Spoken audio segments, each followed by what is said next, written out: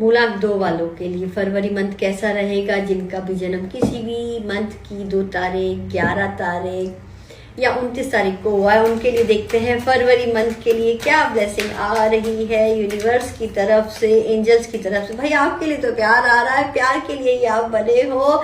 ये मंथ आपका प्यार और पावर भी आ रही है भाई। मतलब कोई अगर जॉब की सर्च कर रहे हो ना, ये जो सिचुएशन है इससे निकल जाओगे। बहुत ओवर थिंकिंग इतना करते हो कि वो चीजें अच्छी आती चीजें रह जाती हैं। ठीक है भाई, स्ट्रेंथ में वापस आ जाओ, अपनी पर्सनैलिटी को पहचानो। और प्यार चाहिए ना तो ओवर थिंकिंग बंद करनी पड़ेगी। ये चाहिए ना तो पॉजिटिव हो जाओ, पॉजिटिव रहो, ओवर थिंकिंग मत करो, मेडिटेशन करो, आपके लिए बहुत अच्छा रहता है। व्हाइट कलर ज्यादा से ज्यादा पहनो, आपका प्यार आपके पास आ जाएगा।